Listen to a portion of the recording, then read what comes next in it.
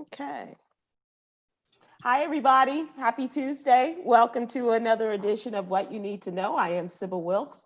And on this Tuesday, we are very, very happy to be joined by two gentlemen. And one that you have known and loved as a part of the Tom Jordan Morning Show for years. And one has been a part of the Tom Jordan Morning Show, and you may have never have known that.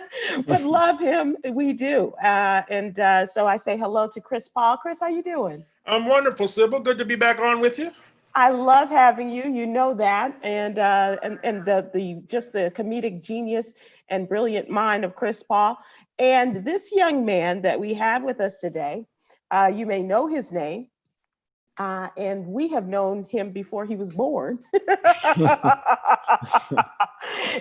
in utero, they call that Kobe. His name is Kobe Boyce, and you may have. I hope that you got a chance to read a little bit about Kobe in today's newsletter. Kobe is the proud son of Mary and David Boyce. Mary Flowers Boyce, the head writer of the Tom Jordan Morning Show for just about the entire time. And as I said, we knew of Kobe before Kobe was born, actually his sister too, Erin. So we want to give her a shout out as well. Is Erin back in Chicago? Yeah, she's in Chicago right now. All right, great. Well, thanks for doing this, Kobe. I know that you have had quite a few days just in terms of talking about your story, and we will talk about that. But we also talk here on the What You Need to Know news about things that are going on in our community. And certainly your story is a part of that. But for folks who don't know, What You Need to Know newsletter is the newsletter we put together every day. And we curate 5 stories, and one including business and finance, as well as we have other sections that deal with historically Black colleges and universities, and little known Black history facts, and news stories such as what's going on in our community. And essential daily reading. Again, if you are not subscribed to Sybil Wilkes' newsletter, how do they subscribe, Sybil? You can go to SybilWilkes.com. Please do. That's SYBILWILKES, SybilWilkes.com, and give us your name and your email address, and we'll have that in your email box every Monday through Friday morning, first thing, as we like to say. And then we will have you as a part of our What You Need to Know Nation. Right, and I push this every time I come on here, Sybil. It is such essential reading, and it's so easy. You know, everybody, we all, as soon as we wake up, we should get on our knees and thank God, but what do? We pick up our cell phone. Right. So when you look at your email, it's right there, Sybil Wilkes newsletter. By the time you get out of bed, in a minute, 2 minutes tops, you already know what's going on. You're not getting in the shower ignorant. You're getting in the shower empowered. You know?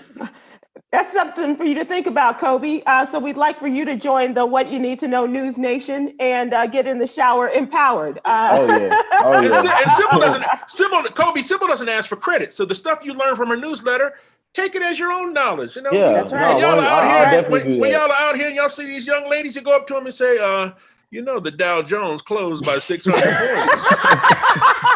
Because of the coronavirus. Did you know that? And she'll be like, oh my God, how do you know that? And Kobe, a lot of points for that. Yeah. Let me tell you, a lot of the applications, especially for finance, we have that is curated by a millennial. And she's brilliant, and also gives us a lot of great information. Like tomorrow we'll talk about how Netflix has invested in the African-American communities, especially among Black-owned banks and other organizations. And so that's something that you are especially going to be able to take advantage of as you are going into your classrooms every day, as well as the other information. Now, let me ask you something like your mama would. Are you registered to vote, young man? I'm not, and I'm going to register pretty soon. Okay. All right. Please All do. right. Yeah, I'm definitely going to, especially what's going on right now. And if I don't know if the whole Kanye situation, because I'm definitely not voting for him. Like, just get that clear. Not voting for him. Well, hold on. You haven't heard the new album yet. That has nothing. I'm not even. It's not. I think it's the Harriet Tubman album, is what it's right. Called. Oh yeah, that was ridiculous. But yeah, definitely not voting for him. But I was like, what's going on? I know that, I mean, every vote matters, so I'm gonna definitely go out and register. And Kobe, you are in the capital of Texas, in the state capital, in Austin, and so there's a lot going on. There's a big Senate election that's going to be taking place, and there are other races from the top all the way to the bottom, and that's what we try to talk about here. The people who are involved in various races. Now, the first story that we have in the What You Need to Know newsletter today is about the empty seat now, the seat that has been vacated as a result of the passing of Congressman John Lewis in Atlanta. As you know, Congressman Lewis passed away on Friday from complications of stage 4 pancreatic cancer. And Congressman Lewis was, Kobe, and as Chris will tell you, one of the leading giants of the civil rights history. Okay, so you know. I know. I know about all that. And he was around like when MLK got shot out. Like he was. Oh yeah. Let me tell you this. He was a young college student like you when he met Dr. King. Right. Really. And he called him the boy from Troy. He was the boy from Troy, Alabama, and Mr. Lewis was one of those who was so instrumental in the passing of the Voting Rights Act, which we are still fighting to get back all the rights that we have been denied. Oh, yeah. As a result of our current political climate, we have lost a lot of those rights. And so we're still fighting. And that's why it's really important for you and your friends to register to vote and to get out there and get involved, because you're going to be your future. You're going to be our leaders. 100%, yeah. So, and especially with your breadth of knowledge on the football field and off, and how very important. And Chris knows this too, because Chris is he is, not only is he just smart comedically, he's brilliant. He really is, and has a great sense of sport, and knows a lot of the things that are going on. One thing that we didn't talk about, Chris, which I would like to, as we go on today, is about your beloved Washington football team. And if you have any suggestions for names for the, for the change. Well, based on the Washington Post article I read last week, how about the Washington Harassers? How about that?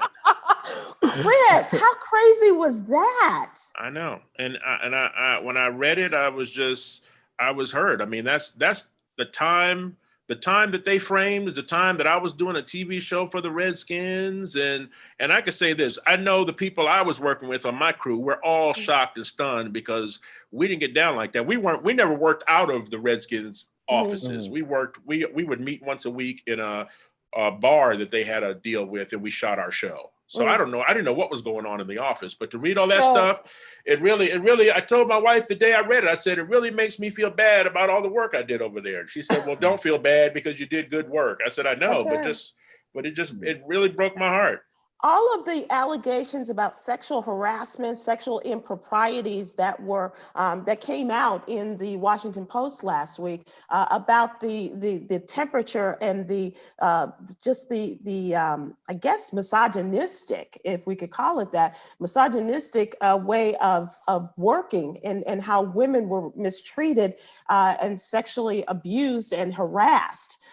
In all of this, and it's not foreign to us. I mean, the Dallas Mavericks had a big shakeup several years ago regarding all of this, and they brought in an incredible woman to change that whole culture as the Washington Redskins, and including Dan Snyder, the owner of the team, has been implicated and has been mentioned in some of those things, right? Right. But I said when I finished the article also, we'd be foolish to believe it's just them. Right. Yeah. I mean, it's time to get a look at every single organization in football, every single organization in baseball. You're talking about the male-dominated industries, So when women come on that workplace, the guys feel like it's still a locker room, whether you're an athlete or not. You treat it like a locker room atmosphere, and you say whatever you want to say, do what you want to do, keep hitting on women day after day after day. I mean, you got to check every organization right now, and not just sports, in corporate America. Oh, sure. The more powerful people feel in their industry, the more power they feel they have. in the workplace and power they have on women. I mean, hell, look at what the Fox News Fox yesterday. News, I was just going to say that. Yeah. Everybody's walking around with the ding-a-ling hanging out. Everybody, Yeah. I mean, really, basically. Really? I mean, Yeah. every woman there is in danger. There are a bunch of sharks around there. So, I mean, yeah, it's everywhere. Kobe, I don't know, and as Chris was talking about in Fox News land, Ed Henry, who was a well-respected White House correspondent, as a matter of fact, not just a Washington insider, but a White House correspondent. One woman has now charged him in a civil suit with rape. Yeah. And amongst other things, and his sexual improprieties, and other people as well. And this is not the first time, obviously, that Fox has had this, but it's a situation that, and I don't know, and I'm not sure if it's fair to ask you this, but have you encountered that kind of real hormonal, male hormone kind of situation in which, men, guys, your fellow players, talk that talk and walk that walk and at the demise of women? I mean, you see, like, I mean, not speaking on anybody, but just like you could tell, like, when you get higher up, like you're in high school, like, I mean, like, girls are gonna like the football players and stuff, and like it is what it is. Like, you get to college, you see that like some players like just feel that they're like they can just get whatever because they're at that level and stuff, and like you see that around and stuff, and like that's not who I am. So like I peeped that like early, like you just see that. So just like their clout, or like what, like they use their clout as like to get girls or something like that. So that's nothing of what I like do. I don't even like, they find out because they either just like either post something and it just has something in my uniform or something like that. But I don't just go up and tell a girl, yeah, I play for UT football. I think that's lame, in my opinion. So I mean, if they don't like me for who I am, then like I know like it's the football, like, and you could tell which girls are like messing with you because you are a football player. You could tell who really like genuinely like cares. So like that's for something you can like really catch real quick because like you're a freshman, you don't really think about that. You're just like, all these girls are coming up to me like that's all, like you just like that air. But I mean, just to be honest, but then like you realize like it's not what you think it is. Like it's not the lifestyle you want, or like right. You don't want, so you see that and then you kind of just like back up, and then but you do see like people that feel like they're above everybody, that feels like they can just get whatever. I mean, you see it in like politics and stuff, like just it's everywhere. It's everywhere. I mean it's in radio, right. And Sybil, women are going to always throw themselves at football players and comedians. Let's be honest, comedians and football players, you guys are right there together. We got to beat them off with a stick. You know what I'm saying, Sybil? Are you listening, Rachel? But Kobe, and we'll talk about the temperature and the temper of things on the football team and on the field and off. But as I was talking about John Lewis before, they have a law in Georgia that the next business day after a person who is on the ballot dies, the next business day, they have to announce whether they are going to replace that person with someone else or they're going to leave that person's name on the ballot. So that was the case in the case of Congressman Lewis. He was in his 33rd year of serving in the United States Congress. He had just won the primary and was on the ballot to face the Republican nominee. And so they had, and get this, you guys, he died on Friday. And obviously people knew that this was coming because he had come home. Right. But they had 131 applications to go through on Monday. They winnowed that down to 5 people. And then by the afternoon, they came up with one name. And that woman who is going to not replace, but just going to be on the ballot in the place of John Lewis is the Democratic Party chairwoman for the state of Georgia. And she's also the state senator, and her name is Nikema Williams. And she is going to take on a Republican nominee who is an African-American woman. She's a conservative. Her name is Angela Stanton King. And she has an interesting history, gentlemen. Allow me to tell you a little bit about this. Now, we know that State Senator Williams has played a big part in Democratic Party politics. This is the first run for Republican Angela Stanton King. She is an author. She is also a reality TV star from the BET Her Show, From the Bottom Up. And she also has a history of being a nemesis to former reality TV star, lawyer, and mortician, Phaedra Parks. Kobe, I don't know if you know of the Real Housewives of Atlanta. I'm hoping that you don't. Oh, no. Good. No. But also, Angela Stanton King served 2 years in prison for conspiracy in a car theft ring, for which her sentence was commuted this year by none other than Donald Trump.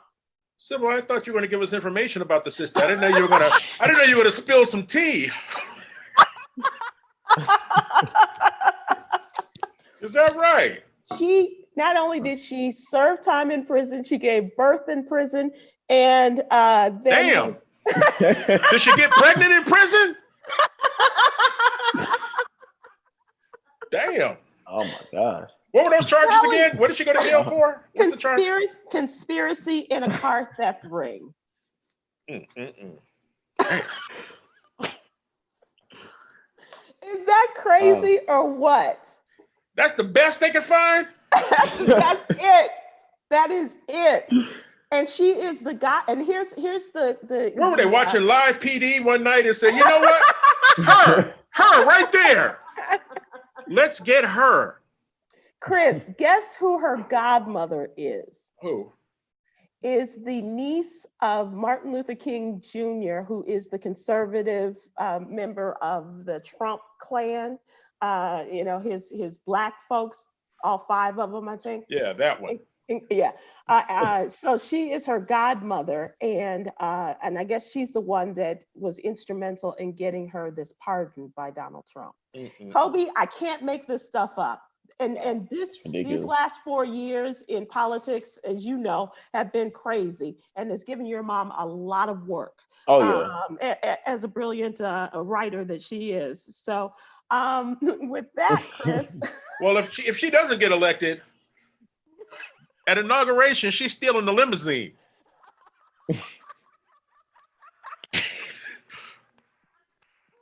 You better believe that.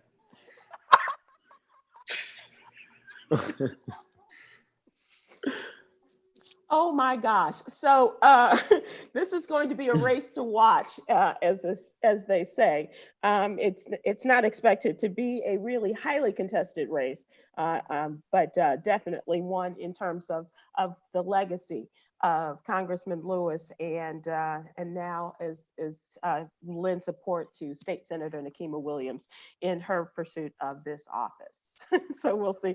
And which is really interesting because of Black women who were a part of that decision making for her to get to this position. Those who were on the committee to winnow down the 131 applications, among them were the mayor of Atlanta, Keisha Lance Bottoms, as well as Stacey Abrams was the woman who ran for governor of Georgia just 2 years ago. So it's all very interesting, fellas, and this is why I love politics. And Chris, as you being so close to the nation's capital, if that's the one the Republicans chose, yeah, who are the ones they didn't chose? It's between her and Jeffrey Dahmer's niece, who's a cook. She's a short order cook now. Jeffrey Dahmer. Man. Oh golly. All right. So Kobe, The son of Sam's son wants to know if he can do it. Not the son of Sam, the son of Sam's son. Yeah. Son of Sam's son. Kobe, what are your thoughts on the NFL players? Is Bill Cosby a Republican? He could win it.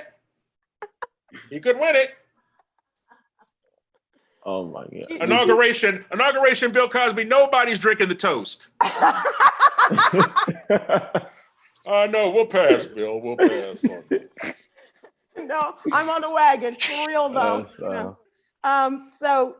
We have a coronavirus update every day, Kobe, and talking about what's going on in terms of programs and unfortunately we give the figures on people and what have you, but also there is the concern about the safety procedures, and this week talking about what the NFL players would like. And so using the hashtag, we want to play, a number of the prominent players are raising concerns on social media about COVID testing.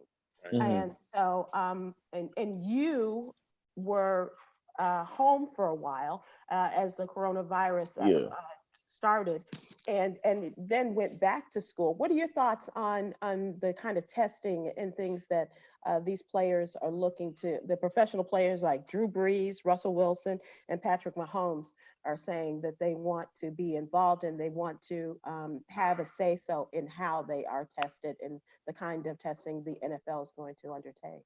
Well, I feel like for the most part, I mean, the NFL, I mean, even college too, like it's all about money. So if the NFL can feel that they can find testing that isn't like, that is going to come up negative most of the time, they would do that, like knowing that the death rate isn't high for like the players that are playing and stuff. So, and I was thinking like, even for us, like if we had a season, if one of our players got a key player got hurt, or just like at another school, a key player got hurt, like, do you really think a coach is going to like sit them out for 2 weeks in a big game? There's a big game, like say they play Bama 1 week and then Auburn the next, like you think they're going to sit him out for those? And you know, it's like religion. You're saying just because he tested positive, they would not set him out because like, right. and they would act like, or they would say that it was a false result or something like that. Cause you hear that a lot too. And like they would definitely use that. And that's in like the actual like world of like, that's not even like in the football world. So like if they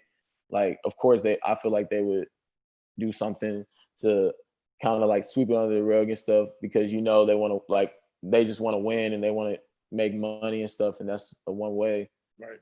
So I feel that the players understand that too. So they're putting their foot down because they feel that they're not like what the NFL put out isn't safe enough, because Russell Wilson even said like Sierra's having another daughter or a kid, and he doesn't want to like get her sick or get anybody in jeopardy. So like whatever the NFL put out wasn't safe enough for that to their liking. So everybody's just, and they want to play. That's the whole thing. They want to play, but they're not going to. They like don't think they don't want to play like they do. But I can't believe the NFL.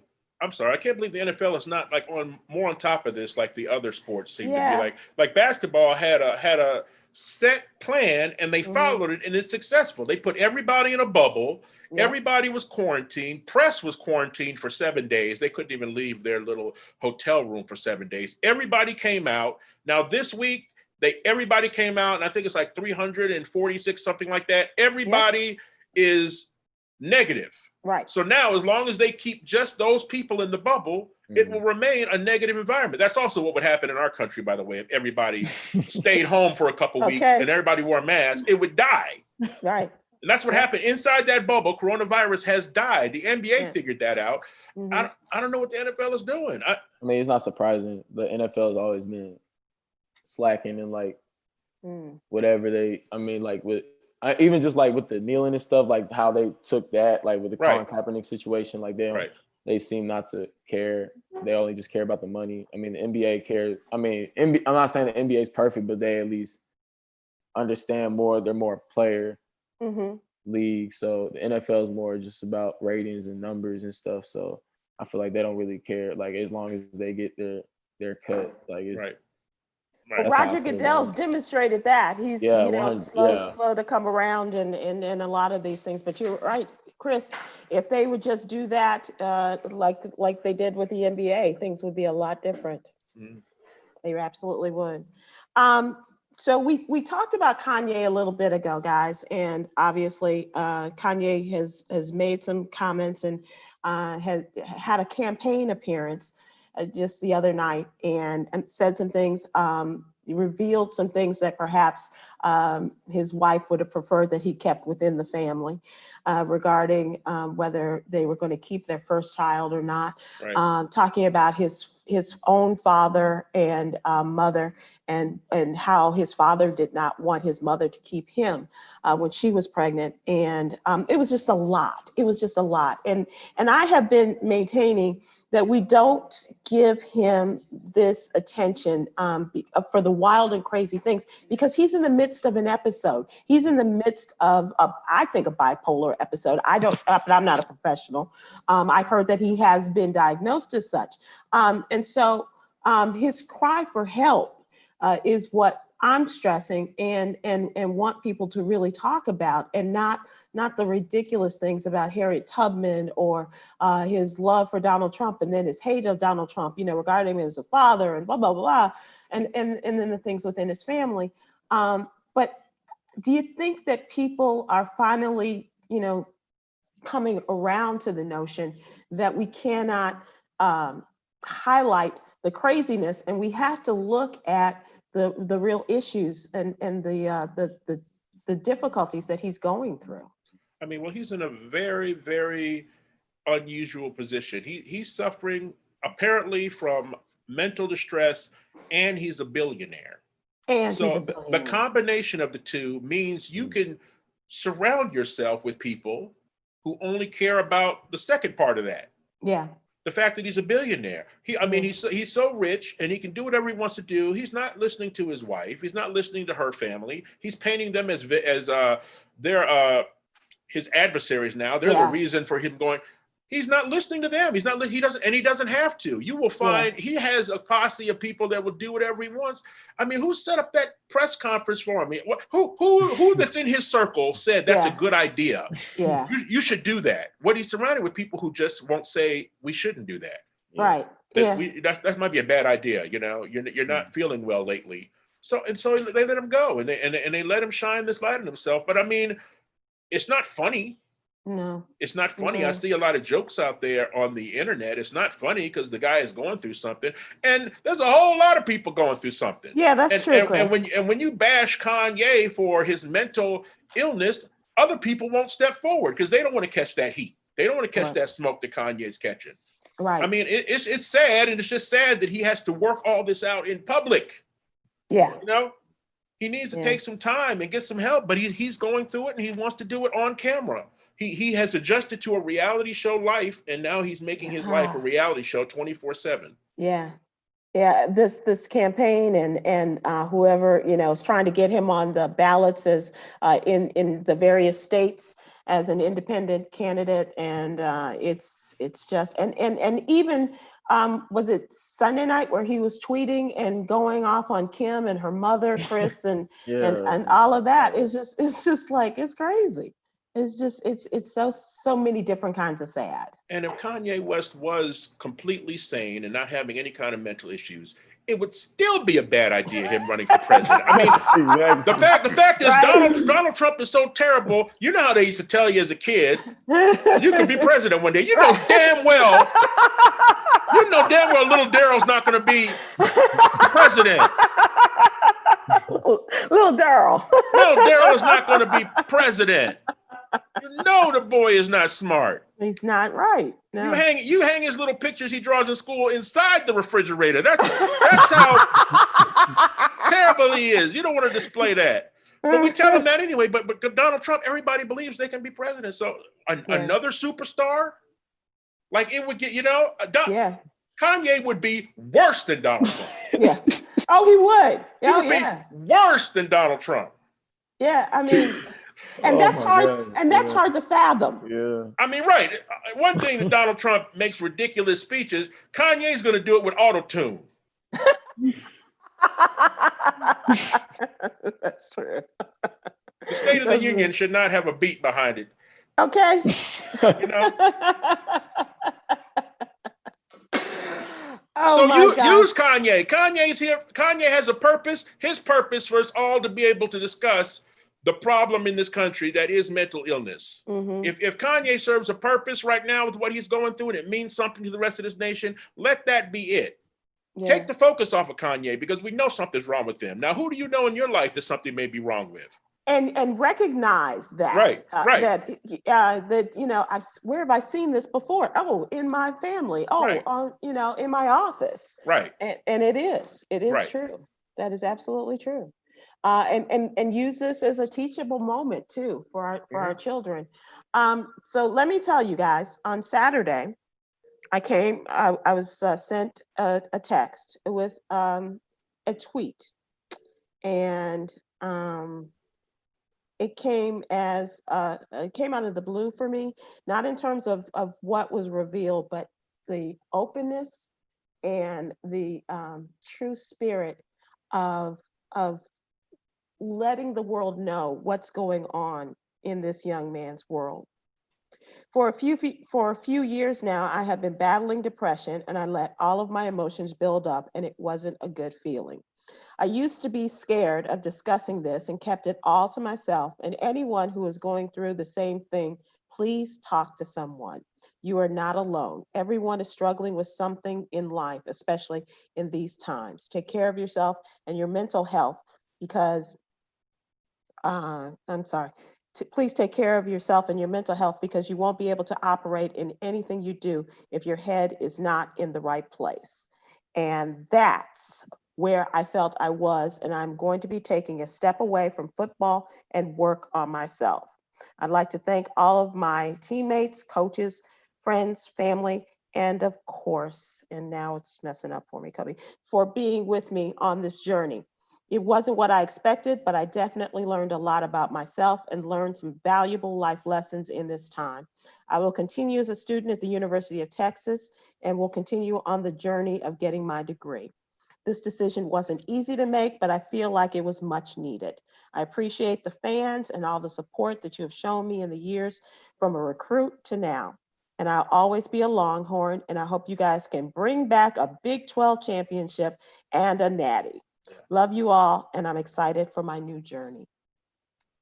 Kobe, I couldn't be prouder of anybody, Thank you. anyone, for being so open and forthcoming in that. How difficult was it? Well, just I know it was difficult, but how difficult was it for you to even start writing that and then to press send? Honestly, like it was easy. Like I woke up and I was like, I knew because I already made the decision. The decision happened Monday, and I was like, I didn't want to leave. Like it was gonna come out eventually because I wasn't like around and stuff. So like usually when somebody leaves like a school and they don't say anything, like they of course they make their own narrative on why he left and stuff, and people will say probably, oh, he wasn't built for it, or he was he was soft, or he's scared of coke or something like that. I don't know. But I was like, I'm just, and this is something that I felt that my whole message was to like just let people know that like if you're going through something in life, like you could say something, like you don't need to like keep it bottled up because it like because knowing like from experience that just made it worse. And I thought it was just like not cool, but just like let everybody know I was cool, like because I was like my vibe, like everybody would tell me like, bro, you always look like you just like cool. I'm like, yeah, I'm cool, like I'm fine, everything's cool. When like really stuff wasn't, but eventually like that gets tiring and you can't fake it anymore. And so then that's when I realized I needed help, and like honestly, like building up to it, like it took me a while to like see if people would accept it because a lot of people just saw me as a football player and stuff, and that's what I saw it as. And most of it's true. Some people see me as Kobe, some people don't. Like it's just how it is. But like how people would view that, but knowing what they accept, like I'm actually going, like it's like they don't know what I'm going through, so like they can't really say that, and I have to like come to a realization, like forget what everybody else says, like it's not about like they're not in my shoes. They're not living they're not living my life. So like I'm gonna make if I feel like it's the best decision for me, because I didn't like tell anybody like what I was gonna do because I felt like people were gonna sway me in like a different direction. Yeah. Like be like, bro, like you stupid for why would you leave Texas and play like stop playing football, like whatever. Or like talk about, oh, you gonna play LSU next year, you just will not play. I'm like, I mean, honestly, like at that point, I don't care. Like that's not what I was like, that's not where my head's at. So like I was like, Right. oh, yeah. So when I woke up that Saturday, I just woke up and was like, I'm gonna do it. And then I text my dad, I was gonna like I was already gonna do it. And I apologize, Dad, if you're watching. Like he said no. He said no. Like he was like, no. I was like, I'm gonna like people need to hear this. So and it wasn't even like I didn't know it was gonna blow up like this or anything. So I just typed it like that. I typed that like in 45 seconds, but that was like from the heart. Like that's what I felt. So like it was like that. And I called my sister and then read her it. She was like, dang, like I mean, yeah, like that's good. Like, go ahead. Like I posted it. And then like, yeah, it wasn't pressing send wasn't really like I just put my phone down and then I went to the bathroom. So did you feel a weight come off of you? Was it a release at that point? Yeah, like I had two, like whenever I first made the decision I was done, like that was big weight came off me. And then like that message, because then like people were like wondering where I was at and stuff. And like people were like, why? Like, because I put on my story, like I'm on a plane. People were like, bro, you don't got workout. Like, and I was like trying to like be like, oh, I'm just going home. I'm doing this and that. Like, and I was like, on the way, like even on the plane, I was like, man, I'm like, I knew I was gonna do it, but I was like, I might as well just like, cause I didn't even go to Dallas. I went to Lubbock, and I was in Lubbock and got away. Like I wasn't in Dallas or Austin, so I had a friend down there that I was with. So went there, and like on the way there, I was like, I mean, this is like perfect place to like if I wanted to end up like letting everybody know. Because I didn't want to like send that and then people bust in my room and stuff. And like, I didn't want all that, like, because I didn't expect all these people blowing up my phone. So that was like, I mean, that was a real nice feeling, like getting all that love and support and stuff. Yeah. When you made the decision, was it during the quarantine, or had you even thought before that you might not go back and participate in spring training or drills or whatever? Did that play a part in it? Yeah, definitely quarantine played a huge part. I was already feeling that way. Like we like how I felt is like I just felt stuck because like in some like a lot of people feel the same way as me. Like what I said, like another person, like there was like 5 players that DM me and said like, bro, like you made me decide I didn't want to like not decide, but like come to the conclusion I didn't want to, like because I didn't think somebody from Texas would like do something like that. So, but yeah, like well, I lost my train of thought. Hold on. Well, let me say this then. When you talked about people who may think you're soft or not built for this, that is completely the opposite of what I thought when I read your tweet. Right. My thinking was, do you understand how incredibly strong this young man is to make this decision about what's best for him? You know, we talk about also being an athlete. Athletes realize how they're perceived by all of us. Physically, you're superior to 99% of everybody on the planet. Professional athletes, top level college athletes. Because look at Chris Paul. He's 22 years old. Did you know that? Right. But people, anything is forgivable. You could have a torn ACL. You can get your head ripped off during the game, but not have to deal with things that are going on upstairs with you, how your heart and your mind are feeling. If they're not right, it's just like you're not right, and you know what's best for you. Nobody would care if you broke both legs and you're not playing anymore. That's just as worse as having broke both legs. Like right. Like because even like even just playing wise, like just you could tell. Like I mean, my first time going out there, I was so nervous. Like just everybody talks about like just play loose, all that. So like they're so strict, and it's not, and it's just how it is. Like you can't just like, I mean, I'm not bashing or nothing, but like it's just strict. So you get out there, you know they're already strict. So like if you mess up, like you feel like it's your only shot. So like I'm up there, like I get out there, I'm just like don't get beat deep. So I'm over here like 12 yards off, shaking. Like I'm like, it was crazy. Like just knowing that I don't know how long it took for me to really like get accustomed to it, but when I did, it was already like situation was already too like bad at that point. But do people understand how many young Black athletes are out here right now, and they're not even playing for themselves anymore? Yeah, they're still playing out of fear of disappointing somebody else, whether it be their coaches or their teammates or their family members. Exactly. Even though it's not the best thing for them right there at that moment. So for you to have the strength and the courage to say, you know what, I care about the rest of my life. I don't just care about this moment and playing football at this moment. Yeah. I've got to make a strategic move that's best for me for the rest of my life. And you follow through. You didn't just think it. You didn't just think about it. You did it. And when you say other people are starting to feel the same thing, you gave them the courage. Right. Yeah. Because that's the big thing about young people, especially young Black males, to be able to discuss what you talked about in just that tweet.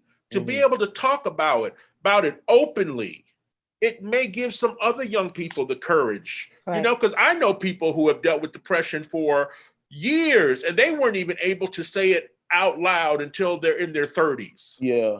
Because once you do it, everybody feels like everyone's going to look at you a certain way. Exactly. And that's what I wanted to ask you, Kobe. Do you know when you were first able to recognize that you experienced depression?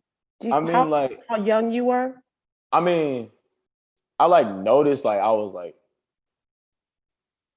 when I think in high school, I was never like really, I was like blind to it and stuff. I don't think I don't even say I was then. Like I was just when I went to college and when I first got there, I started noticing it because I actually had I wrote like a message to myself and stuff, just like writing about how I felt and stuff, and then like about just like me being in football and stuff and just like the pressure and stuff. And then 3 years later, I found it because I got a new phone and then I never like read it. Like it was on my iCloud and then I read it. I felt the same way. I was like, dang, that's crazy. But like, that's when I started realizing like something was wrong. And then I was in class. I had a health class I took and my professor, it was intro to, it was adolescent development. So we were talking about STDs, depression, like suicide, all that. So like it was like depression and stuff. And like I wasn't gonna ever be like saying I was depressed and stuff. But I remember like she had a slide, like it was a whole class about it. And then like it was just like everything just made sense. And like it was just like these bullet points and it was like all like the symptoms, or not symptoms, but just like how you feel. And I was like, dang, like I'm looking at all those. You checked off. I was just like, okay, like, but like, and then I talked to her. And so where do you go from there? You talk to her and I talked to her. I was like, I think I'm depressed. Like, but I was just like, at that point, I was like, I think I'm depressed, but I was like, I don't like. I'm not depressed. Yeah. She was like, it's either you are or you not. Like, is that like you can't be on the fence of it. Like, and I just talked to her about like how I was feeling and stuff. She said, yeah, like you definitely like, and then she told me like I needed to talk to like somebody like in athletics because I didn't really realize they had like what do you call it? Like we had counseling and stuff. So I did that.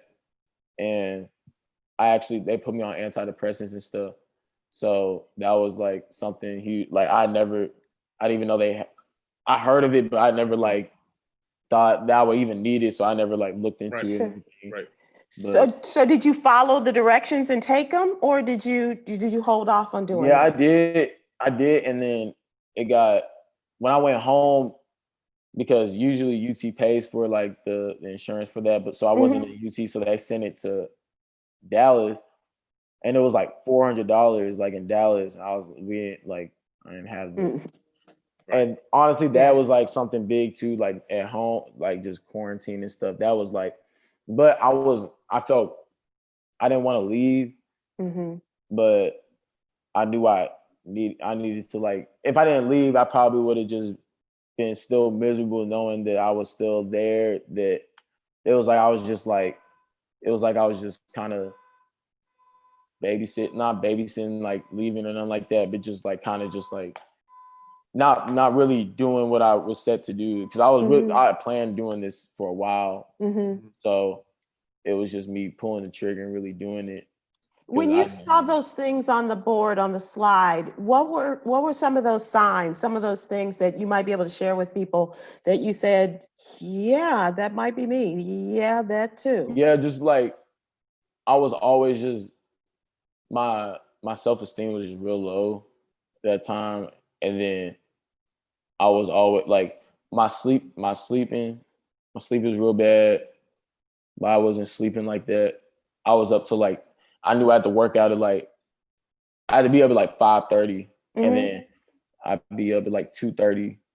I'm like, dang, I got like 3 hours. So I got to wake up and stuff, and I just look at my phone.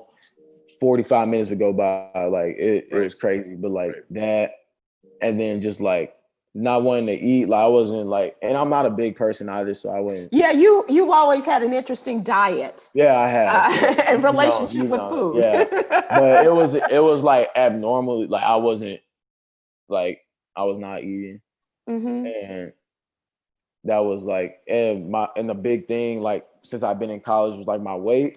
So like they were always on me about my weight and stuff. So like that was really stressful. Like John, like I felt like I just had to like force myself to like just shove, like, I don't know, but it wasn't comfortable. Because they really packed some pounds on you and built the muscle up. Yeah. But like it was like whenever I did eat a lot, like I did feel good, but it just wasn't, I just didn't know how to maintain it. And that was just a real problem for me.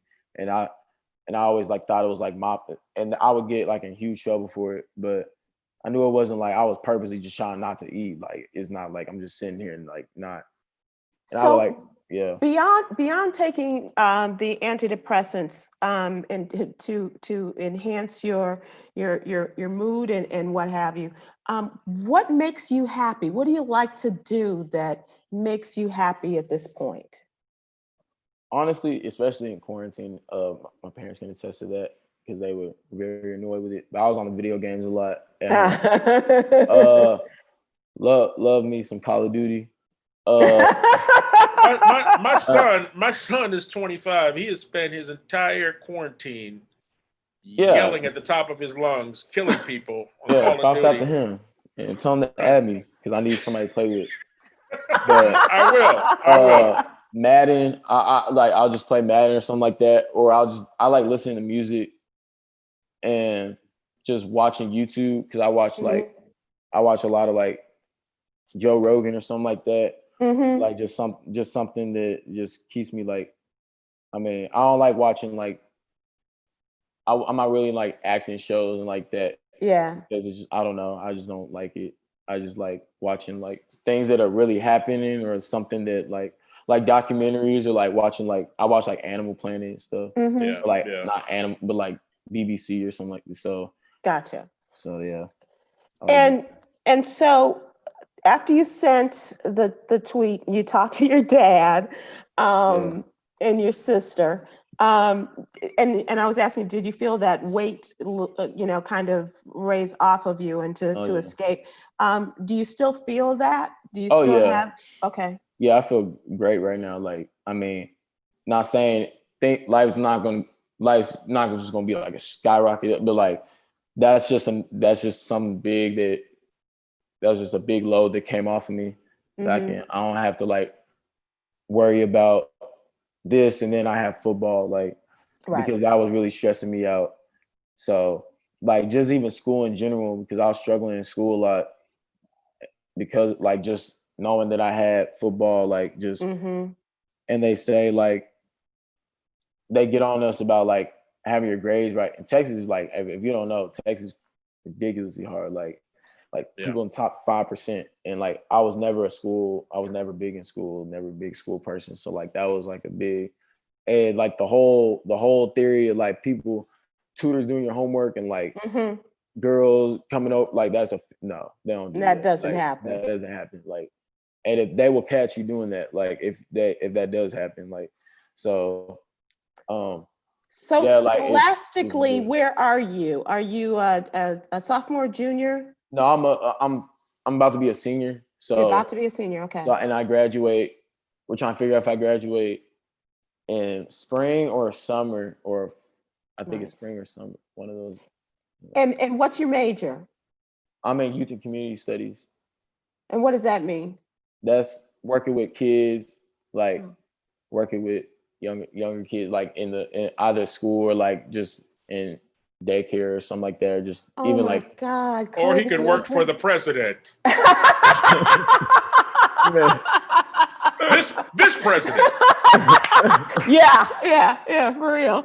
Really, but Kobe, what Sybil said, I'm there too. I'm so proud of you, man. I mean, it really takes a lot of adulthood. You got to be a lot more grown to understand that one of the most important relationships in your life. I know we all know about our family and relationships with our friends and maybe with our significant other, but the relationship you have to have with yourself. Yeah. And for you to not be in denial, like, I mean, even early on, how many people who watched that same slideshow that you watched, they just even though it applied to them, they just dismiss it all because you're in denial. Yeah. Because if there's something wrong with you, then you got to deal with it. So they're in denial. But even then you took it to heart and then you made the best decision for yourself. That means you are taking care of yourself, and that is a top priority relationship. Yeah, you know, and it's up to you to do it. Nobody else was going to step forward and say, you know what, I think you don't look like you're doing well right now. Why don't you take a break from the team? No, that's not their job. It's yours. It's yours. It's yours to say this is what's best for me. And nobody else can tell you different. And that's why I was really quiet, because I knew people were gonna, like, I knew I would have, like, even the closest friends I had, maybe, like, that's why I didn't say anything to them. I kept that really strictly to myself, like, because anybody, like, even just like, especially people who aren't in my shoes, feel that like just because you're at Texas, like you play football at Texas, like the greatest thing in the world. Like, not saying it wasn't like a great experience, but like just it could be like there's a lot that comes with it. Even like I even talked to Coach Herman yesterday.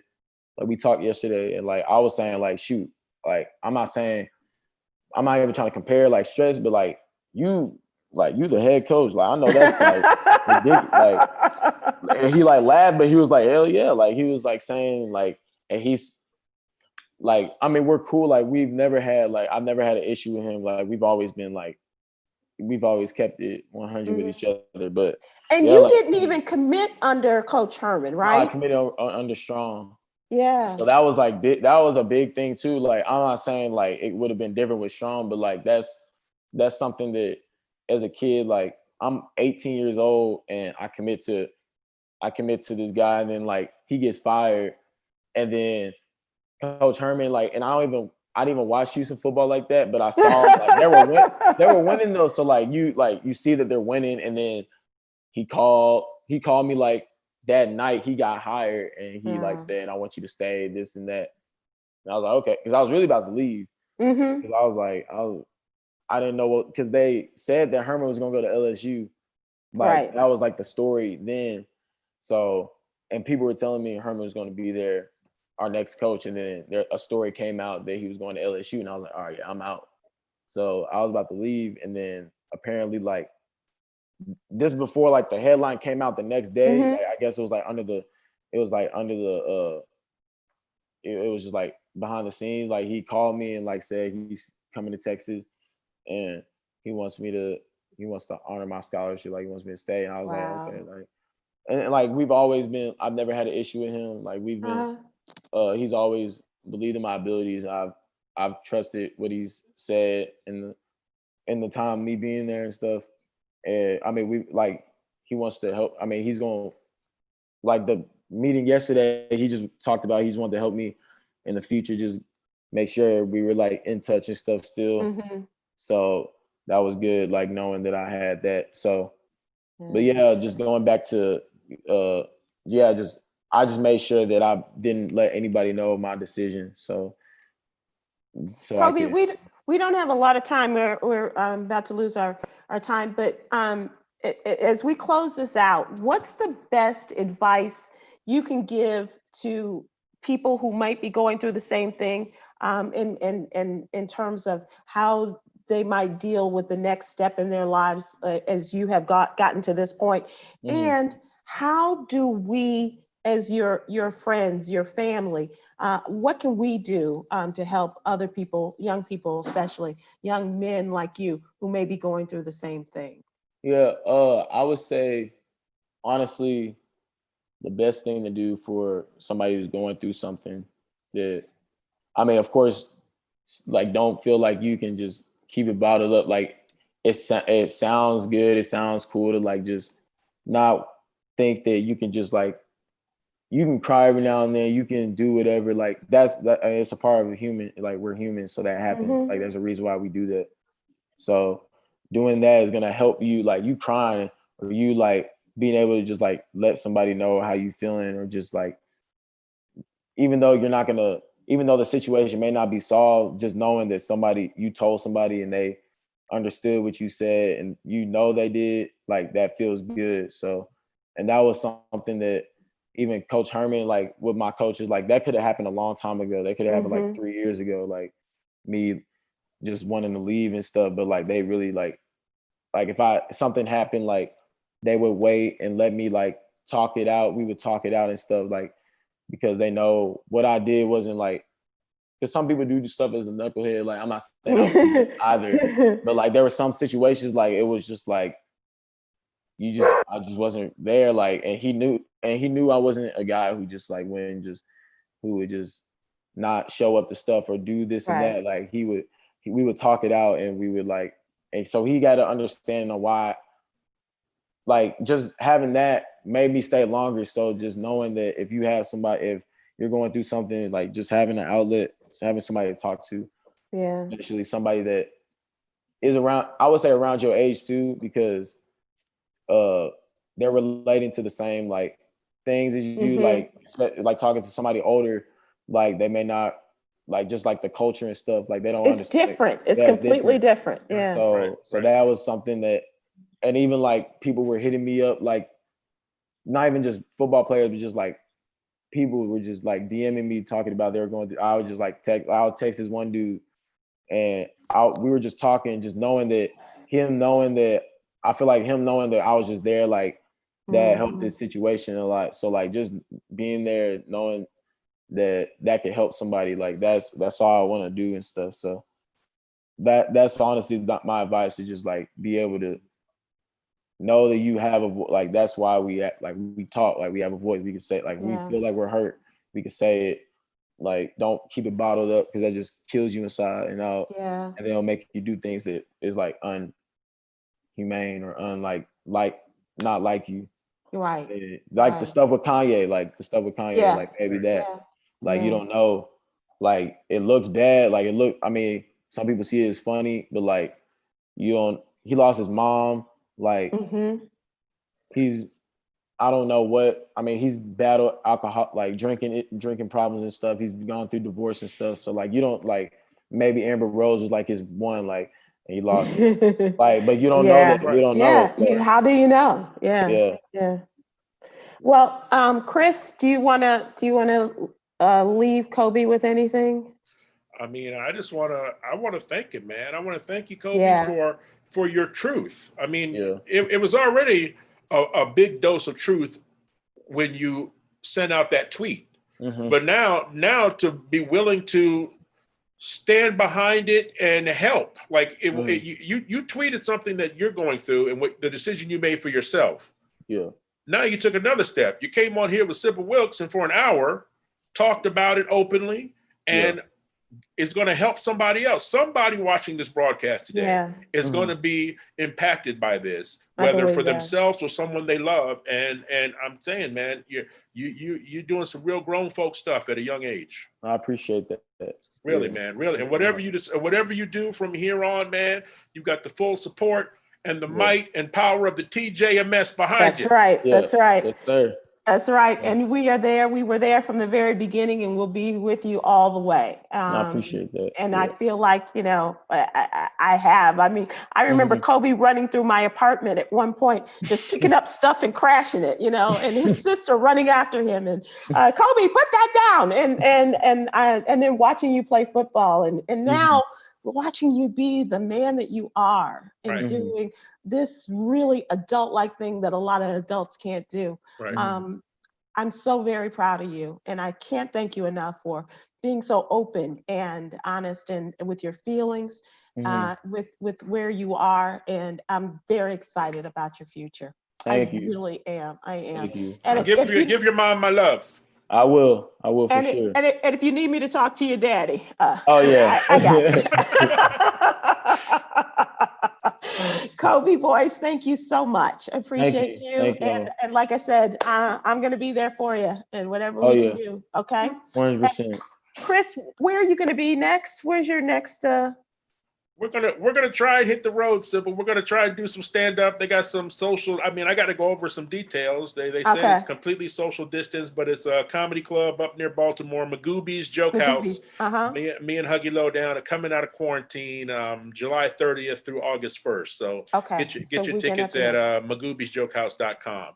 Great. But don't come hug me.